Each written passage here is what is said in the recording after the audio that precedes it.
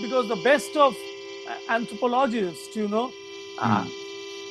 often in their dealing with concrete crises appear so dehumanized and desensitized, which Exactly. leaves us wondering as to what uh, we have been doing, all this while.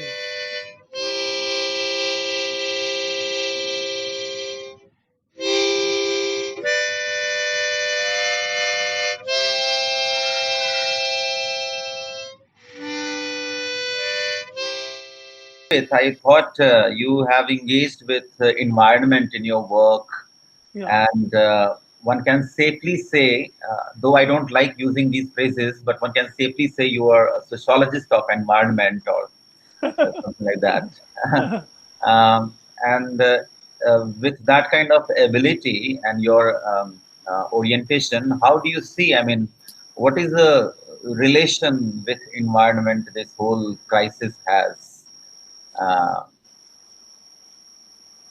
Uh, to begin with, what I must put to considerable doubt is obviously that what we've been hearing since the outbreak of it, in January and January onwards, hmm, uh, you know, whether this is a completely natural, naturally caused uh, event or not, that itself is something that we need to probably have our considerable, hmm, apprehension about.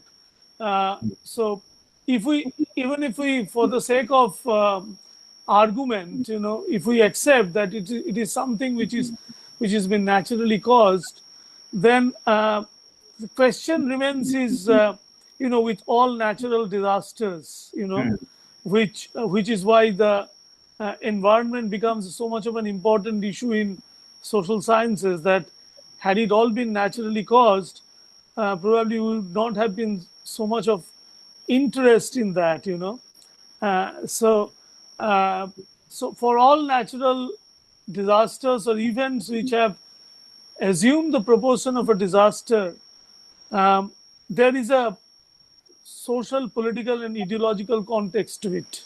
yes, yes, Recently I just finished reading this book called Aftershocks of a Disaster, hmm, hmm, which was published by the University of Texas, Austin. hmm, There's the two um, um, Mexican people who wrote this about the about Puerto Rico. There's this earthquake disaster that happened, and they're hmm, basically looking at it in its retrospect, hmm, and been talking about what it means to be in aftershocks, it means to be in aftermath, and all of that, hmm, which is actually a case in point, I suppose, that that there is so much of a social and political context to it. hmm, Even it is almost an established now that famines and droughts, they were never been naturally caused.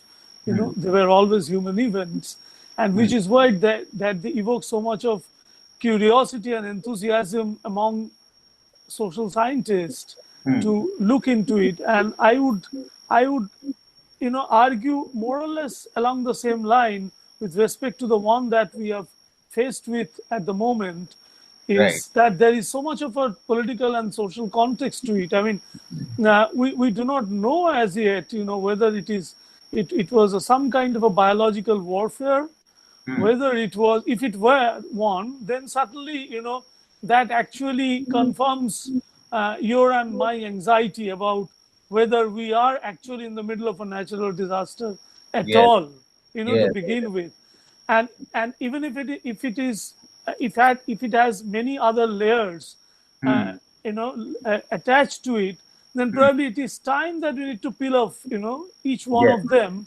And if hmm, you look at the different ways in which the countries have responded to it, and not always the first world, if you think of Vietnam, hmm, uh, you know, it is also the will of of the governed, will of the governed and and those in governance, which creates a kind of a very significant energy, to hmm, how to tackle a disease regardless of whether it is naturally caused or socially caused.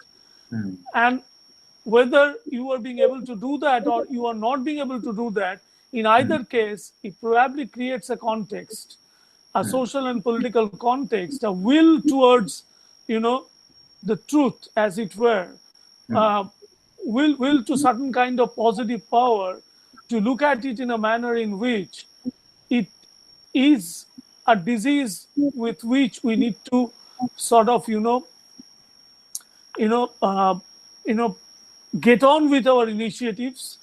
And mm, if you look at India, the way things had rolled on to the point when disease was considered as a disease, which is what the WHO decided to call it a pandemic, and we were all waiting for it, that right. let this be labeled as a pandemic, and then we do the rest of it. And if you look at the time before before WHO declared it as a pandemic, and then we kind of pulled our socks, Mm, it was completely a different politicking and politicizing of issues that were gripping us, that was taking over everything that was considered as more significant, important, dearer to us, mm, than what was really occupying the minds of those who are at the helm of affairs. So if you right. take that into consideration, the entire trajectory of what happened in January, February, and March,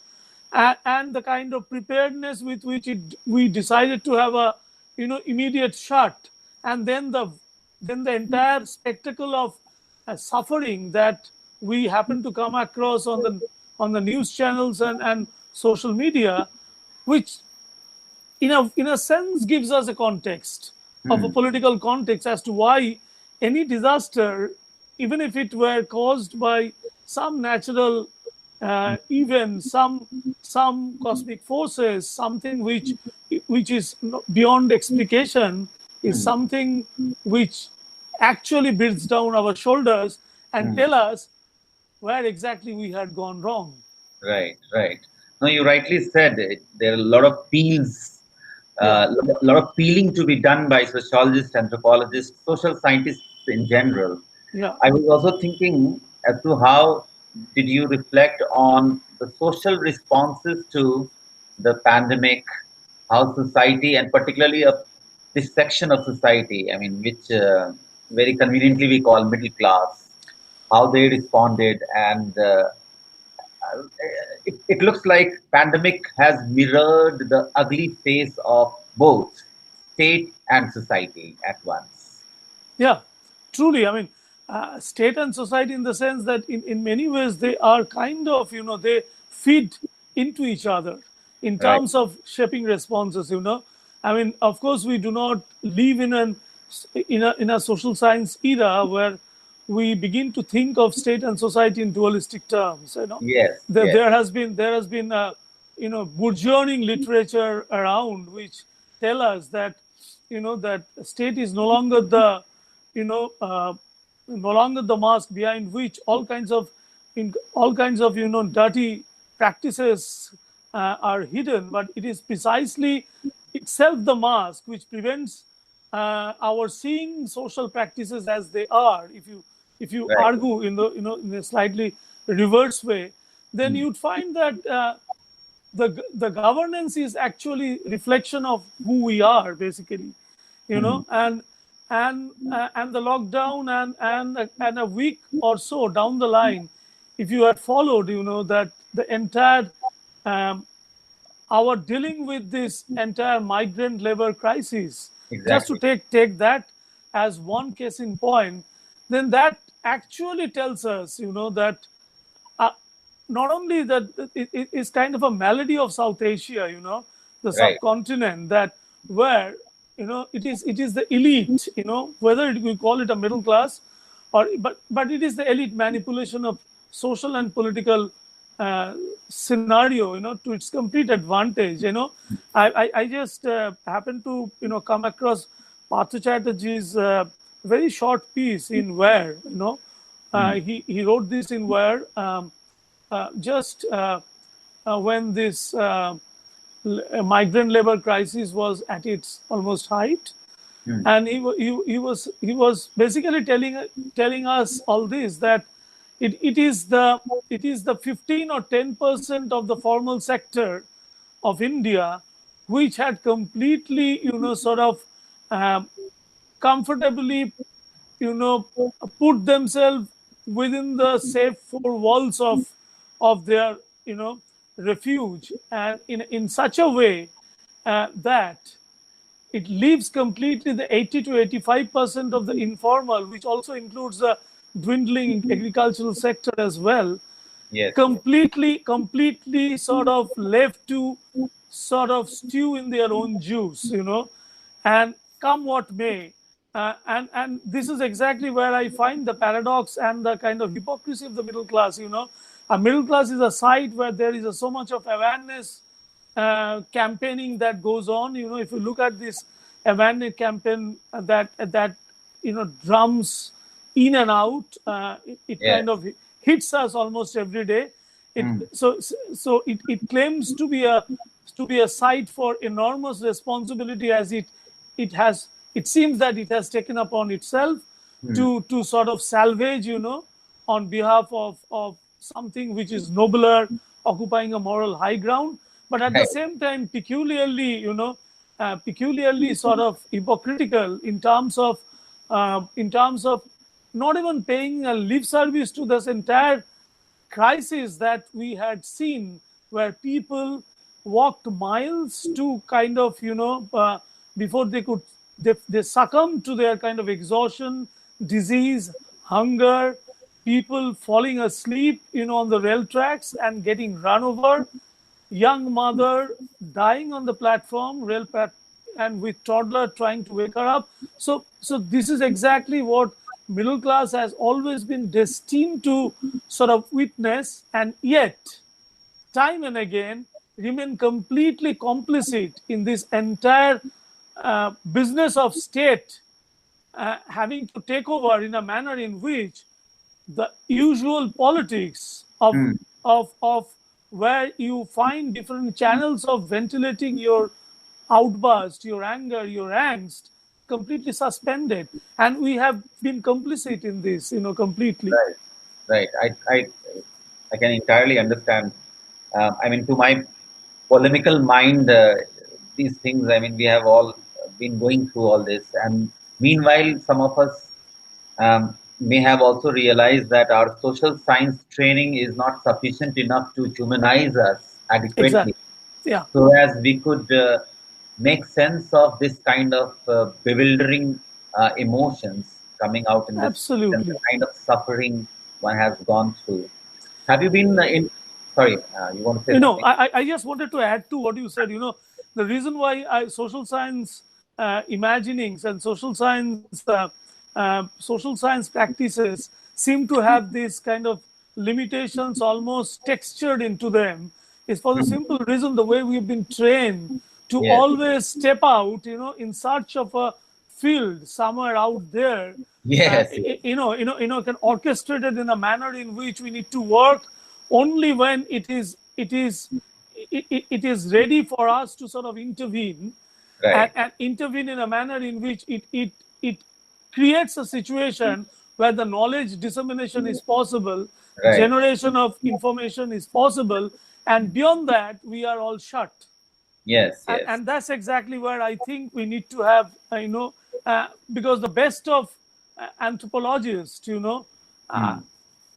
often in their dealing with concrete crises appear so dehumanized and desensitized, which Exactly, which leaves us wondering as to what uh, we have been doing, all this while. right, right. So both of us, we will try to Yeah, poke with our respective spins the body of yeah, science absolutely. on and off. I would just want to distract you a little bit from here and Yeah, ask you: have you been in contact with Sundarban all this while? yeah. So, Particularly, after before that, but particularly after this cyclone, super cyclone, yes. which happened in May. Hmm. Of course, with years we have built enough contacts. There are people who are friends, well wishers, people with who we spend a lot of time, um, and over the years, people have been pouring in as researchers, in terms of their interest and research in Sundarbans. So there was no way we could have completely kept aloof, So we've been in conversation with people in Sundarbans across the length and breadth. And it is a peculiar scenario, in the sense that Amphan, the cyclone, was both unique. I would say unique because in terms of it finding its very natural ally in this pandemic, All right. because because of course cyclones have been something which are kind of there in Sundarban. The Sundarbans are used to kind of cyclones. Even if you consider cyclone of 2020 Amphan and the one in that happened in 2009 Ayla, in between there were many of them. But when the Ayla happened in 2009, something that I did write extensively in my book, that Ayla, the devastation was such, the livelihood options were absolutely kind of erased in such a way that people had to leave Sundarbans in search of work. And so if you had really looked into most of the households in Sundarban post Ayla, you'd find that the middle-aged young people are all vanishing, they're disappearing. They have all gone out to different cities in India to basically populate the informal sector, which no matter how exploitative, could still be the backbone of people's livelihood in India.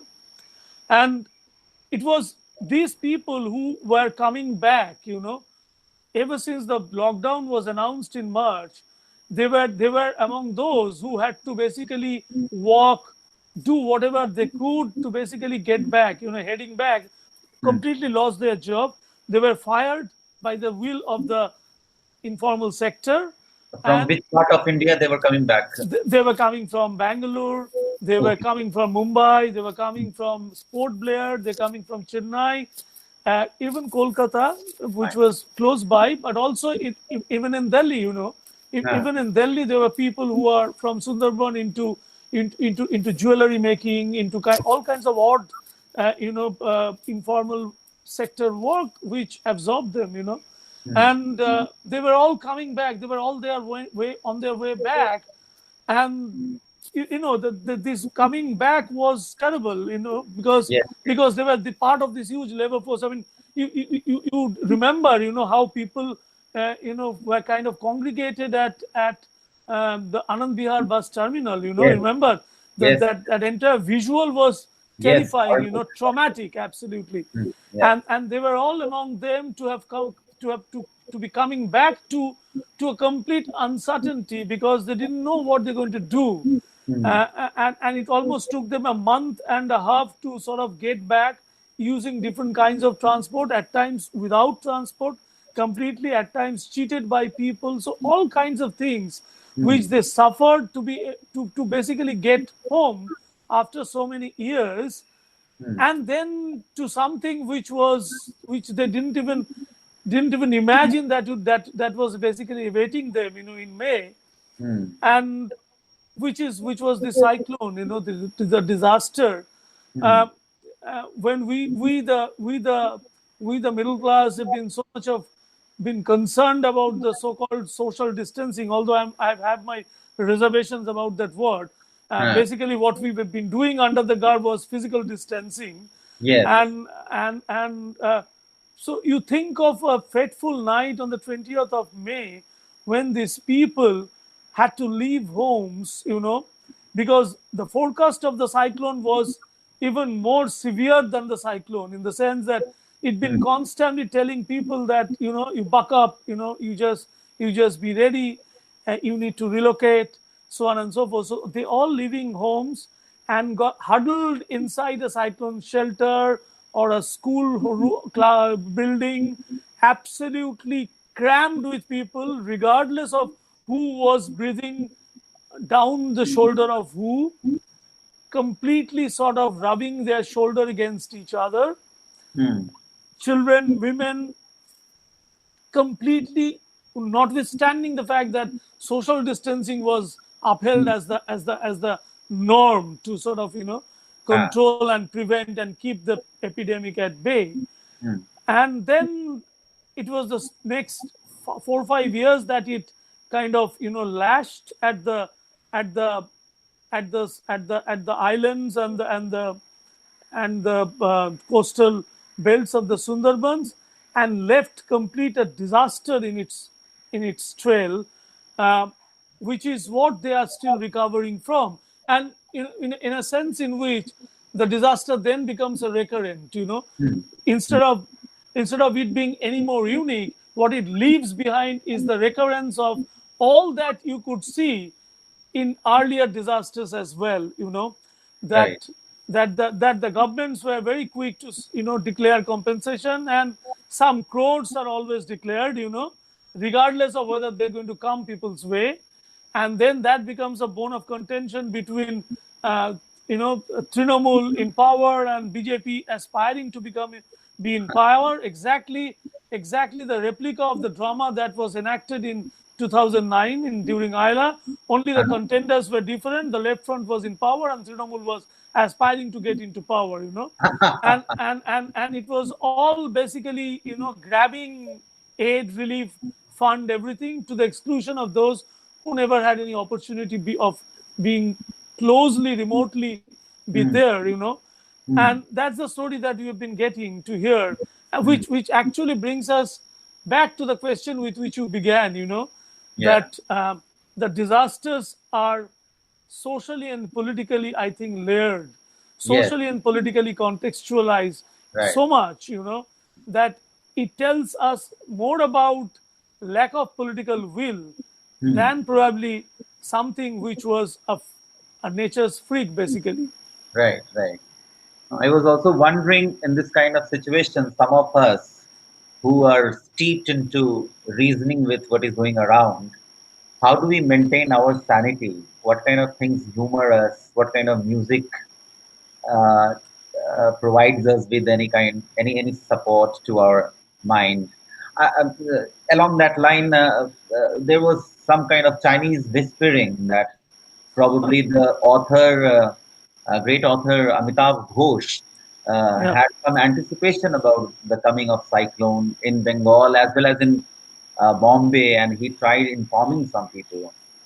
Uh, did you hear that as well? Yeah, he's been interviewed also on the social media, Hmm. about this. I mean, of course, I mean, in a sense that follows from his book, The Great Derangement.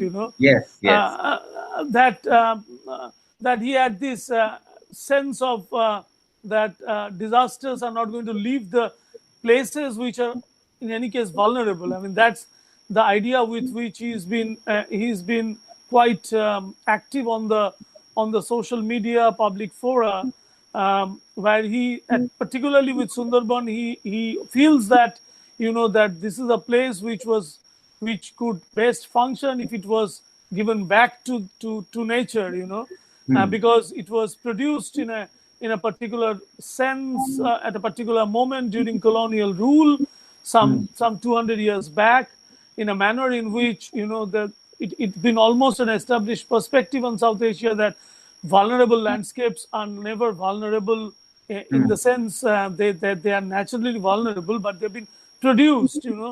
which is why you have a flood dependent landscape becomes a flood uh, Hmm.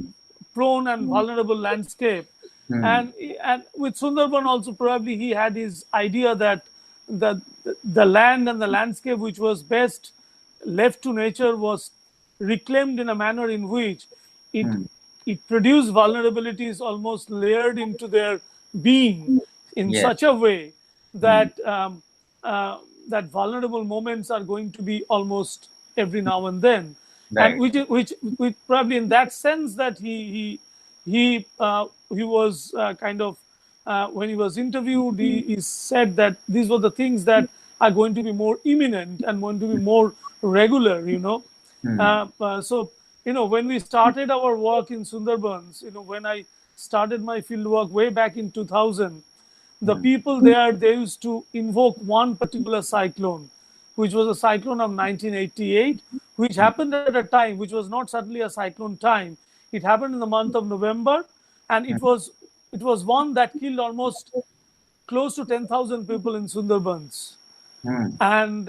And this was a cyclone which was never named, because this happened not during that regime of naming a cyclone, even before the cyclone strikes, So it was a cyclone which people remembered with considerable, with considerable worry and anxiety.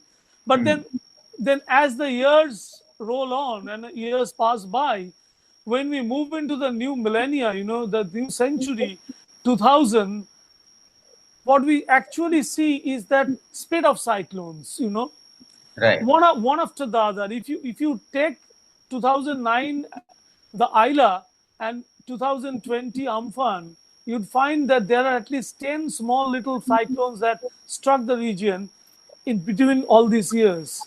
Right. So with time, probably the disaster and the disaster striking these islands is becoming a more recurrent reality, is something that increasingly we need to sort of, take cognizance of. But then the question that leaves us at the same time with is that, of course, this is a place which had been populated, inhabited 200 years back by colonial rule, where people were brought in to reclaim, make into a kind of a settlement, because for first 100 years of colonial rule, rice land was more important than forest or water. So Right. that's the story of the whole of Bengal Delta, But if that had happened, it would be kind of, it would be somewhat fatalistic to sort of suggest that I wish we could turn the clock of history back, and rectify the primal mistake committed in the region. And otherwise, people today might as well be prepared for the mistakes their forefathers committed. Right. That's the kind of a logic which also, kind of self-defeating. It's kind of something which doesn't really provide any solution, leave us with considerable pessimism, I suppose, at the end of the day. Because then what do you do with this 2.5 million people who Right. are on these islands? And do we need to tell them that this was the place meant for tiger, crocodile, this and that, and therefore it is your forefathers who made a mistake by occupying and settling into it, and therefore you might as well, might be better off leaving this place, That's once again is something which I find it extremely difficult to convince myself, Right. regardless of our recourse to social science theorizing. This is something which I feel extremely difficult to sort of tell myself, convince myself about it. That because there is also a tremendous social and political apathy towards these people.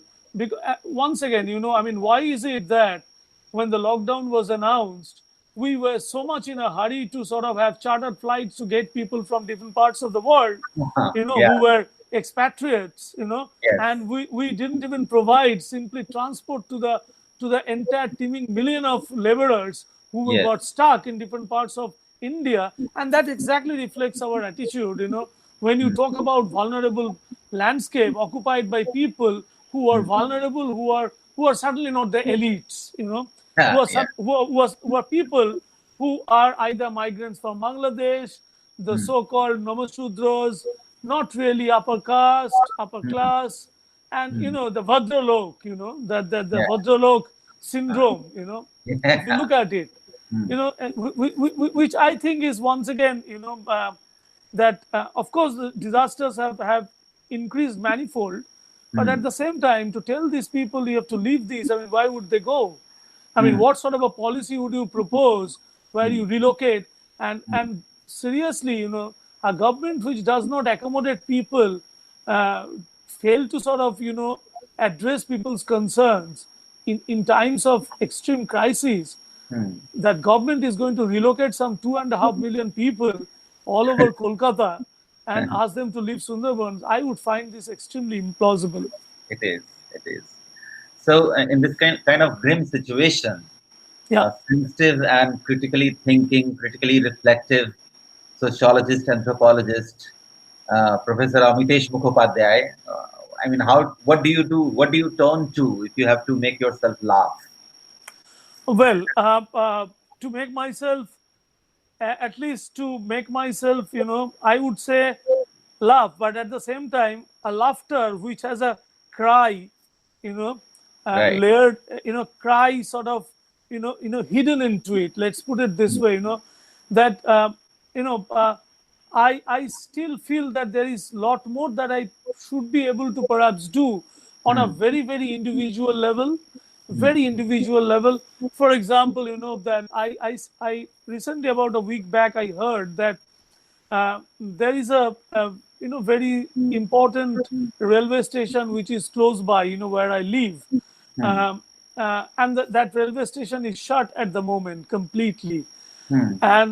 And whenever I was there, I used to see a lot of children, who Hmm. were on the platforms. They spend most of their time on the platforms, Hmm. on the overbridges, uh, and they were basically begging. Hmm. Basically, they thrive begging, and begging of the commuters. Hmm. Uh, and that is their source of livelihood. Some of them are completely orphan, some Hmm. of them are not so. Hmm. uh, and I simply came to know, about a week back, that it is because of the station is been shut, they have not been able to eat, Okay. right? Because there are no commuters.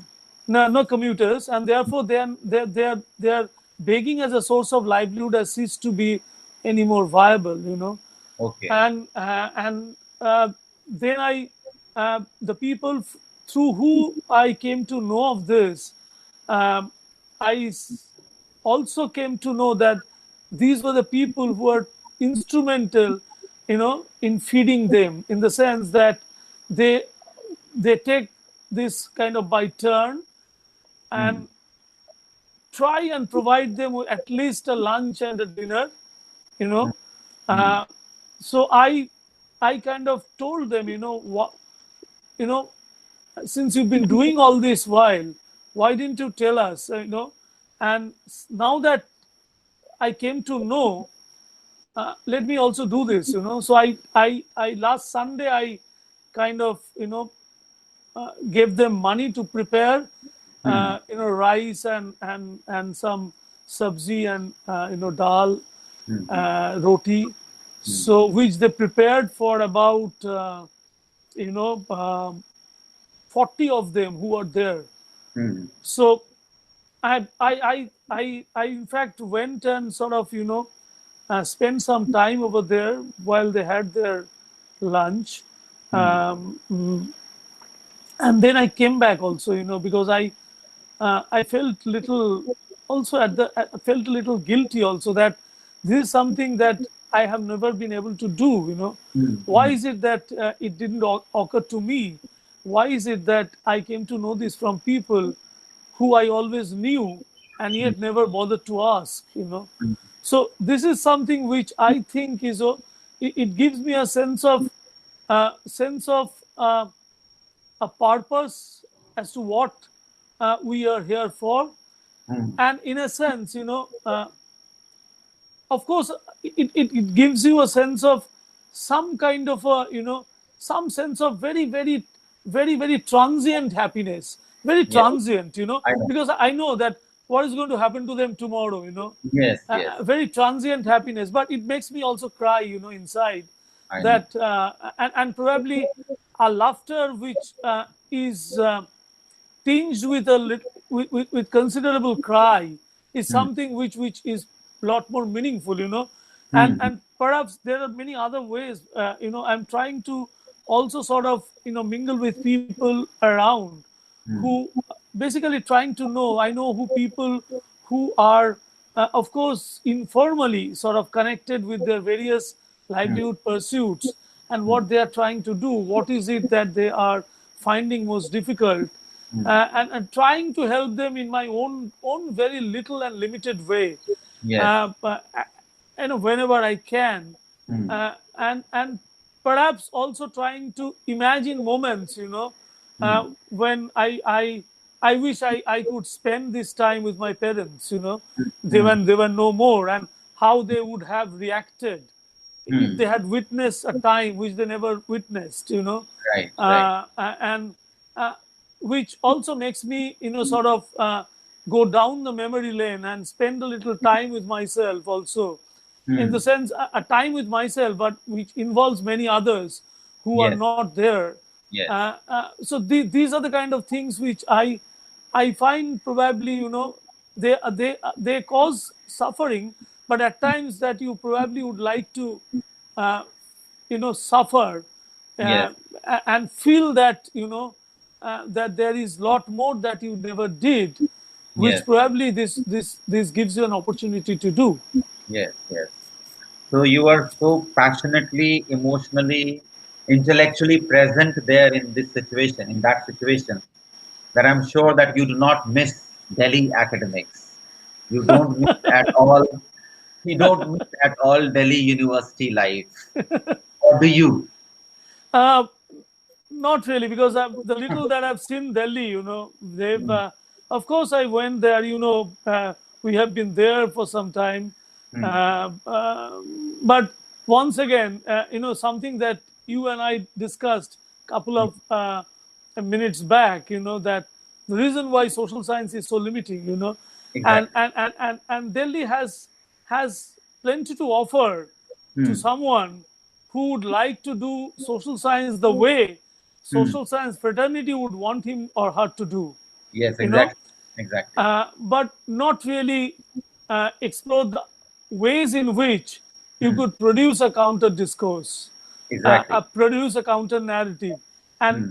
and problem that Delhi is always averse to counter narratives So in in, true. in whatever way you look at Delhi, Hmm. starting from spending your time in the Delhi, in the neighborhood market, the Hmm. people that you get to see, Hmm. and right into the academia, which is a kind of a very elite, posh Delhi, Yes. uh, uh, they are used to certain kind of discourses, narratives. Right. But of course, it gives me enough, you know, immense pleasure to Hmm. sort of find still some souls Hmm. left in Delhi who are still trying to find a way out. Like you have always been, Hmm. Professor Pathak, who has been, who I find, monumental, a kind of a seat of critique Hmm. and of this counter narrative, that one who has been so absolutely certain, Hmm. that there are academics who are full of themselves, and Right. there are academics like Professor Pathak, who is also full of himself, but completely in a counter narrative fashion, Yes. completely in a counter discursive fashion. That Hmm. he is only full of himself because he doesn't want to, you know, accept the other full of himself, Hmm. you know, uh, as being the order of the day. Hmm. So you rightly pointed out, I mean, this is one of the major features of, I would say, not only Delhi, if we can broaden it, metropolitan social science discourse Yeah, absolutely. has been resistant to counter narratives or new counter narratives. I Yeah, mean, it doesn't allow new counter narratives to emerge. absolutely. Why? Why do you think it's like this? I mean, if you can. That's for the simple reason, I think, is, we are great as gatekeepers. Uh, uh, you know, uh, of course, in our wildest of sociological imagination, Hmm. in our most radical of sociological stances, Hmm. we want to be gate crashers. We want to denounce everything that becomes, standardized, mainstream, Hmm. anything which is solid. It's like, that Marx's famous Hmm. take in his Communist Manifesto, that all that is solid melts into the air. Yeah. Because he's been so all praised for the bourgeois revolution, Hmm. that Hmm. all that solid melts into the air. But then Right. once the solid has been devastated, Hmm. you create the new solid. You create the new solid, Right. or you are in the throes of so much of fluidity that Yeah. you still want to look for the solid, you Yes. know, as your kind of a, as your last resort.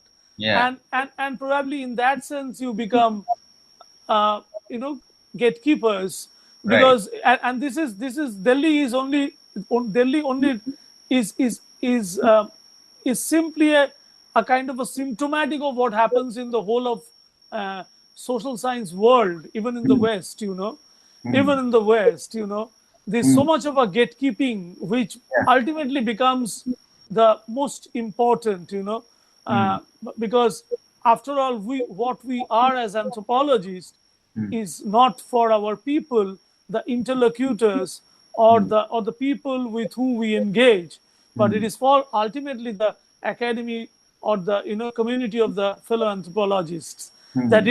it is there where you get authenticated, where Right. you get, where you get tested, Mm. whether you would be allowed to get crash, or Mm. you would be welcomed in, and Yeah. then become part of this entire gated community. Right. So within that framework, within that status quo, where a lot of gatekeepers, those who were gate crashers, fancied to be gate crashers, have become gatekeepers. Those who always spoke against hierarchy, they love Yeah, hierarchy much more. absolutely. In that that kind that of that's exactly where the middle class. That's why I say most of the time, that this is something that should also eloquently find place in our social science writing as well, that true, true. why do we chose a problem, how is it that we are trying to do it following certain modalities of research, which are not basically is entirely something that I chose to do, but Hmm. I also, that I am fully complicit in a kind of a wider field of knowledge which has Exactly. produced the way I have chosen to sort of work, chosen to speak the way I did, you know. Right. And, Hmm. and, and, and this is exactly what becomes so very important, that Hmm. I for one do not really believe in hierarchies, but Hmm. then how is it that I am trying to formulate my narrative of denouncing a hierarchy? you know Right. Hmm. So within that status quo, I also notice, I mean, you must have noticed as well, there is this new spurt in the so-called new normal, spurt of webinars, oh right? yeah, absolutely. Webinars and online Yeah, education. yeah, And absolutely. some of my friends who do sociology, Yeah, and they're your friends as well, they yeah, tend to think that webinar is also a leveler. You can yeah. see that, from Mufassil, from small towns, everybody has become star on webinar. And so have the international star, or so have the metropolitan stars. Now, metropolitan stars are rivaling with the Mufassil stars as far as webinar, as far as webinar is concerned. But one can notice that in the regime of new normal, webinars are not making any change in the situation. It's maintaining the status quo of the same kind which you have referred to. So, Absolutely. how do you deal with the invitations to attend the webinar? Well, I wish I didn't get that many invitations, to begin with. you know, Uh, uh, because as it is, I am somebody, because we were in, of course, since JNU is our alma mater, yes. and we were in a time, in JNU, which I call the pre-internet JNU, you know. Mm. We have always been, we have always been people who were in classroom, in one-to-one conversations, Mm. lot more Adda, in the sense in which you Yes. decided to, sort of designate this also as, and I'm very happy that you designated this as an Adda, Mm. because that there's so much of that, that we could step into some people's room Mm. without even an iota of doubt that Ah. whether we'd be welcomed in or not. So Mm. that was a kind of a gharana, if we Yes. could call it a gharana. That was a gharana I came from, and Hmm. I spent quite a bit of my time in JNU, and JNU was certainly not known for its classes, Yes, but a lot more what happens outside classes, yes. and in the canteens over tea, over Nimbu Pani, La Ganga Dhaba, all Hmm. these were part and parcel of how we, sort of brought ourselves up as people who became lot more, sort of exposed to a pan-Indian kind of a reality of Hmm. what India it is, where Hmm. you never needed any webinar to sort of set a leveler, that Yeah. I could easily talk to people who had come from a very remote rural area of Bihar, Hmm. a very rural area of Tamil Nadu, Hmm. and we got along so well. Hmm. Uh, so uh, so I mean, that's how I look at life. Hmm. Uh, if you call that webinar we need to convene because it is the new leveler, then Hmm. I have every sort of reason to be doubtful about it.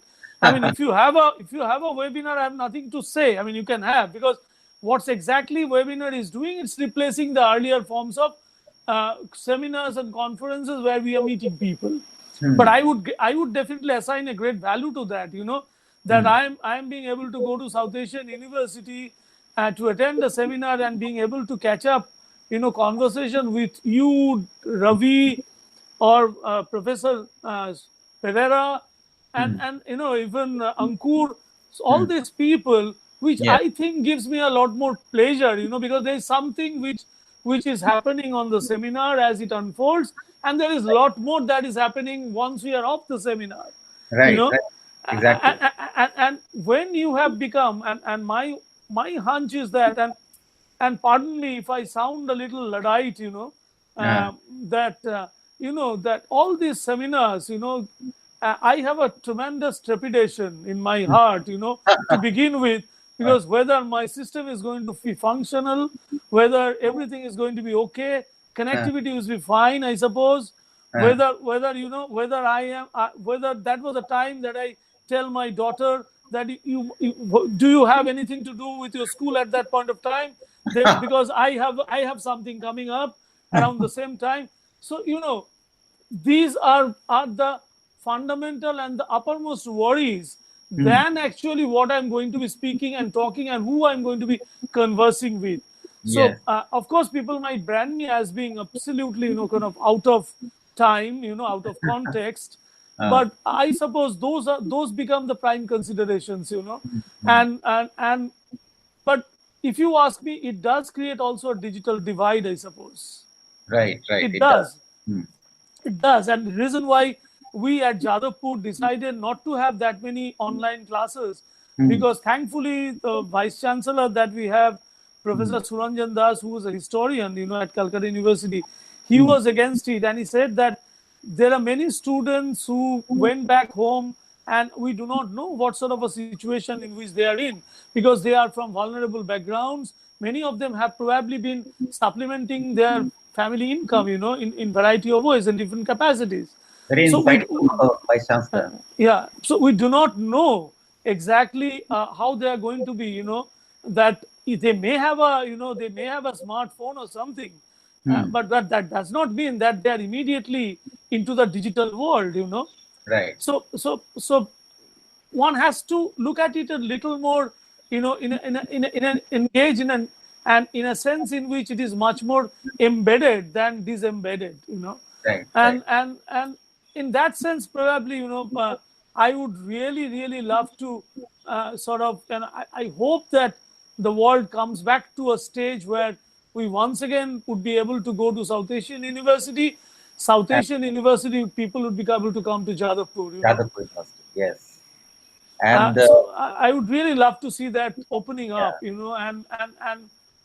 and same with my reflections on online teaching. It Hmm. is it is it is it's things, the nitty gritties, which are much more important than what the teaching is all about. Yeah. Yes. Okay, so we are coming closer to this conversation. I have taken a lot of your time. Um, uh, Yeah. so, No, no, no, absolutely. It was a pleasure being with you, no, but I have one more thing. I mean, I stand. Correct me if I'm wrong, but I've got an information from reliable sources that you have deep interest in music, Oh, I uh, have, yeah. in songs. So, what kind of music is occupying you these days? Well, all kinds, but one is the vernacular world of mine, Hmm. which is, of course, the Tagore songs. Huh. I am not somebody who would really, boast about being a Bengali. Huh, huh. And that is why I had never made friends in JNU, Bengali friends, and the Okay. friends that I have are all from outside. Huh. But if you pin me down, there is one sense in which I retain my Bengali identity, and that is Tagore songs. Okay. Uh, Rabindra uh, Shakur. yeah. Huh. And which is what gives me enormous pleasure, Hmm. that it is so so And, and strength and a lot of strength comes from. strength Yeah. comes from, and they are so much of aesthetics. Yes. Even when they are philosophize, there's so much of Hmm. an aesthetics in it, which Yes. which does really soothe me. But apart from that, of course, I love listening to the Western classicals. You Hmm. know, Hmm. the symphonies that I do listen to. Hmm. One of my favorite singers is Harry Belafonte, Oh. um, and something that I sing with my daughter, Huh. Jamaica Farewell, then Man Smart, Woman Smarter, So nice. and yeah, Hmm. and wonderful those renditions. Hmm. Of course, John Denver, Hmm. Simon Garfunkel, Ah. and Oh. of course, Hmm. there are many songs in vernacular and in Hindi as well. Hemant Kumar, Ah. and and in Bollywood, if I could call it a Bollywood, but I don't want to call it. But Yeah. if you want to sort of bracket it out, then Ah. of course Mukesh is one of my favorites, all Ah. time favorites. Yes. Same here. Uh, uh, so Hmm. so it's little wide ranged, so Wonderful. I kind of move in and out of my different fortes, basically. Wonderful. So let's hope that one day everything is fine and we are back to really, Absolutely, really normal. absolutely, absolutely. And then we take a boat ride somewhere in Sundarban and we listen to Absolutely, some of the you songs are from more you. than welcome. You are more than Yeah. welcome. Please do that, and Yes. I just hope that when the normal happens, and Ah, hopefully we all should be able to partake of that. ah, Then it is for a change that you should let me know that you are coming down, and sure. allow me to sort of to be the host, and we'll spend some quality time